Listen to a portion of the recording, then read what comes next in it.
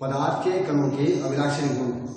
इससे पहले हमने पढ़ा है कि पदार्थ के कणों के मध्य रिक्त स्थान होता है। अब पदार्थ का अगला अभिलाक्षणी गुण लेते हैं कि पदार्थ के कण गतिशील होते हैं।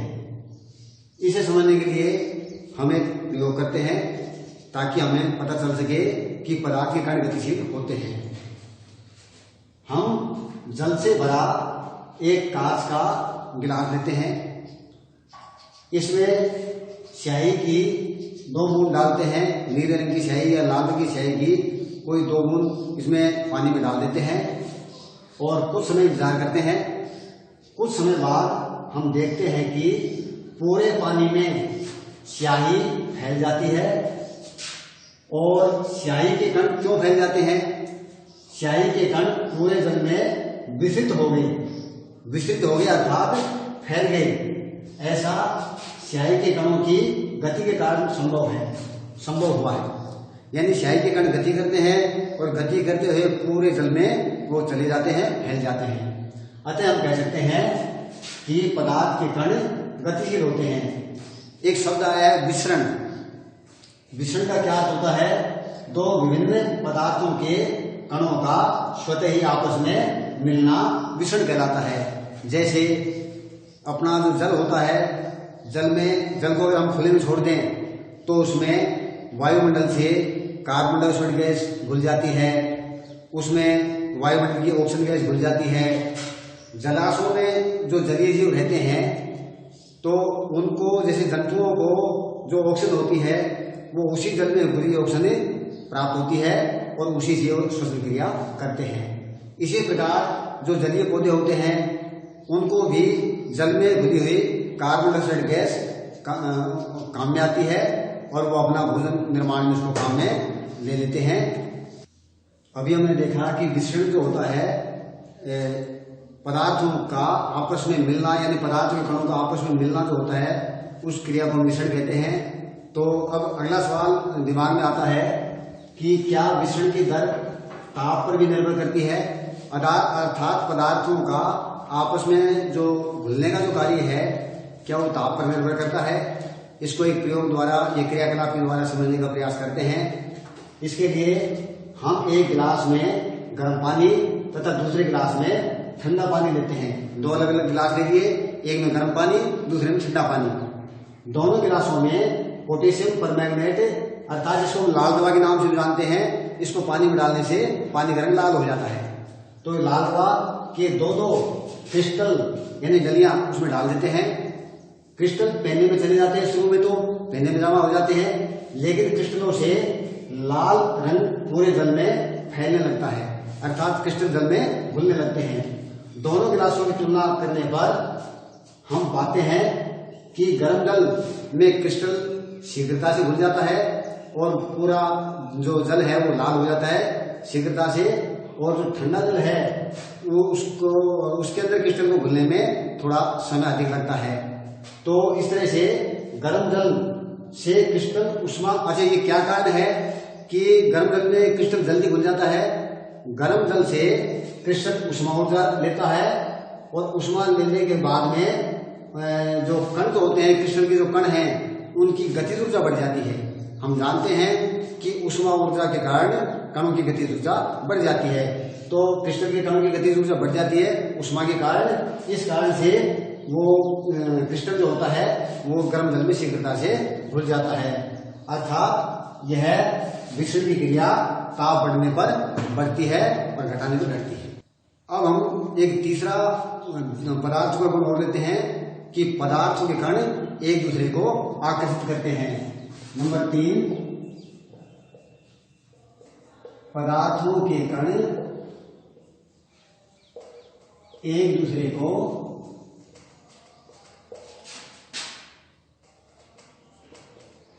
आकर्षित करते हैं।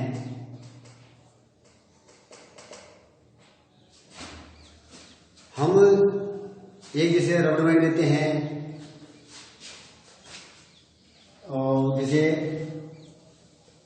हम एक रबर बैंड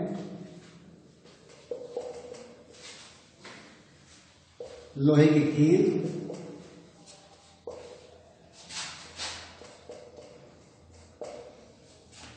लोहे की कील, चाक के टुकड़े,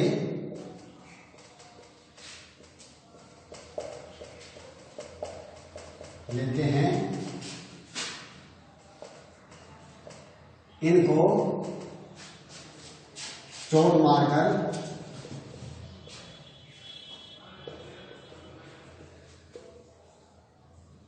तोड़ने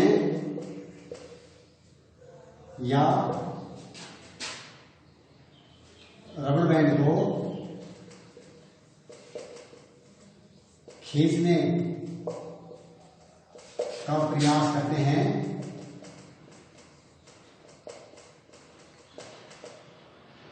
तो हम देखते हैं कि इतनी आसानी से ये चीजें नहीं टूटती हैं। चौक पर अगर धीरे चोट मारते हैं तो नहीं टूटती है, जोर से चोट मारते हैं तो चौक टुकड़ों में टूट जाता है।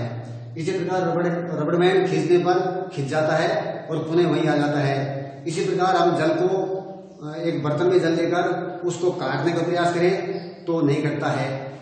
इन सब का क्या कारण है? रबड़ खींचने का प्रयास करते हैं तो हम देखते हैं कि रबड़ बैंड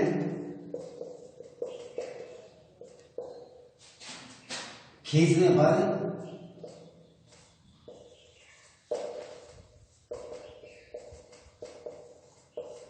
खींच जाता है,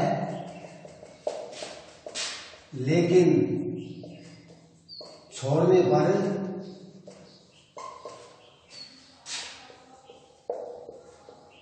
वहीं आ जाता है। इसी प्रकार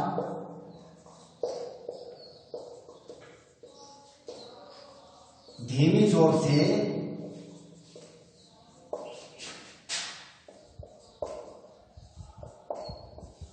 चौक के टुकड़े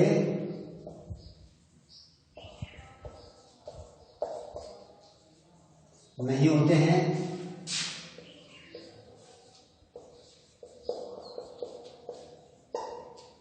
जबकि तेज चोट मारने पर टुकड़े होते हैं।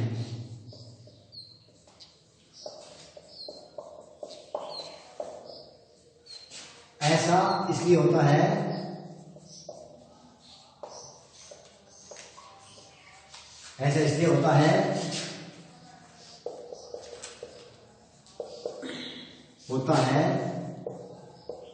कि पदार्थों के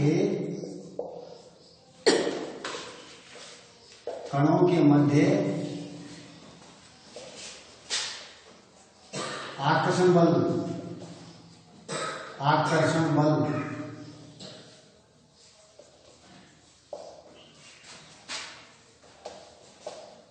लगता है। यह बल कणों को आपस में बांधे रखता है। यह बल कणों को बांधे रखता है।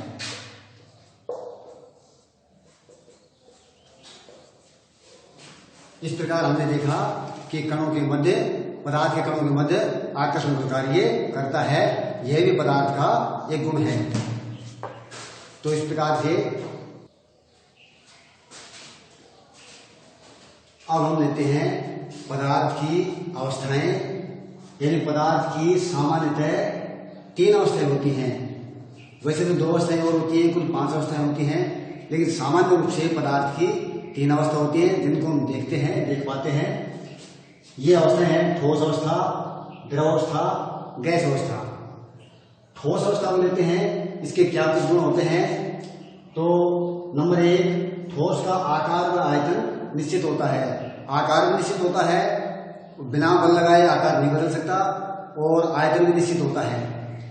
और ठोस के कणों के मध्य आकर्षण बल अधिक लगता है, ये अधिक बल से बने होते हैं, इसीलिए ठोस कठोर होते हैं। तो अगला गुण है ठोस पदार्थ कठोर होते हैं। इन पदार्थों में संपीड़ितता का गुण नहीं पाया जाता। संपीड़ितता कहते हैं दबने गुण को, अर्थात इनमें इनके ठोस के कणों में दबने का गुण नहीं पाया जाता है और इनका घनत्व अधिक होता है। घनत्व का मतलब होता है प्रति इकाई आयतन में कणों की संख्या, यानी प्रति इकाई आयतन में ठोस पदार्थ के कणों की संख्या अधिक होती है, अर्थात इनका घनत्व अधिक होता है।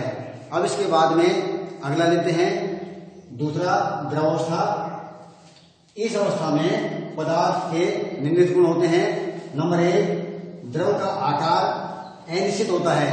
आकार अनिश्चित होता है का मतलब द्रव पदार्थ को हम किसी भी बर्तन में डालते हैं तो उसी बर्तन का आकार धारण कर लेता है, अर्थात इसका आकार बदलता रहता है, लेकिन आयतन फिर भी इसका निश्चित होता है। और अगला गुण है द्रव के कणों के मध्य आकर्षण बल ठोस की तुलना में थोड़ा सा कम होता है, यानी ठोस की तुलना में अगर हम देखें तो द्रव के कणों के मध्य आकर्षण बल कुछ कम होता है।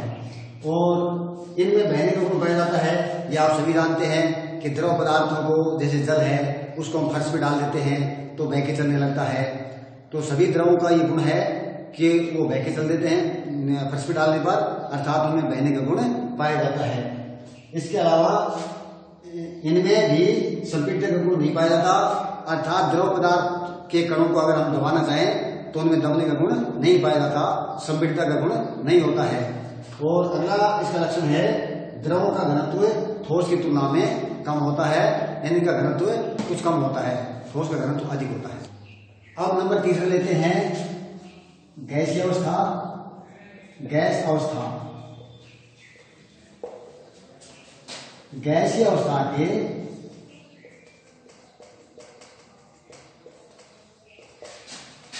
निम्नलिखित गुण हैं।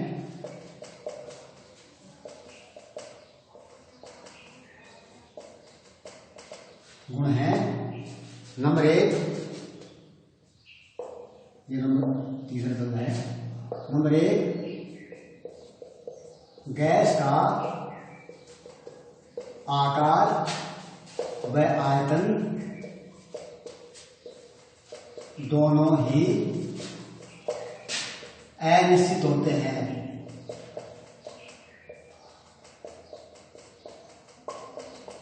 अर्थात इसका आकार भी अनिश्चित है, जिस पात्र में हम डालते हैं उसी आकार की हो जाती है।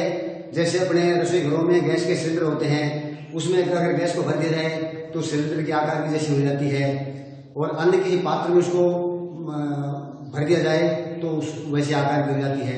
और इनका आयतन भी अनिश्चित होता है, अर्थात गैस का आयतन हम घटा बढ़ा भी सकते हैं। नंबर 2, गैस के कणों के मध्य आकर्षण बल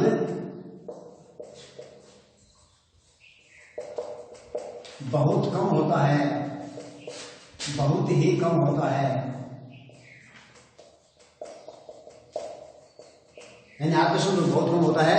अगर इसको खुले में छोड़ दें तो इसके कण स्वतंत्र रूप से दूर दूर तक चले जाते हैं, आकर्षण बल बहुत ही कम होता है। तीसरी बात आती है कि गैस में संपीड़ितता का गुण अधिक होता है, अर्थात हम गैस को दबा करके इसके कणों को हम पास ला सकते हैं, इसके आयतन को घटा सकते हैं, यानी दाब लगाने पर इसका आयतन घटाया जा सकता है, क्योंकि इसके कणों के बीच में रिक्सान बहुत अधिक होता है। अगला लक्षण लेते हैं गैस के कणों के मध्य रिक्त स्थान ठोस व द्रव की तुलना में कम होता है, अधिक होता है।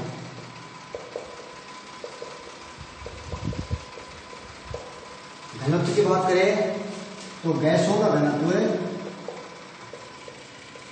गैस का घनत्व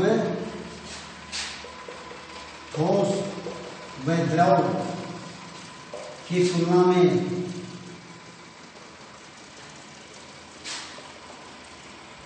बहुत ही कम होता है, बहुत ही कम होता है। तो ये थे गैसीय पदार्थों के गुण।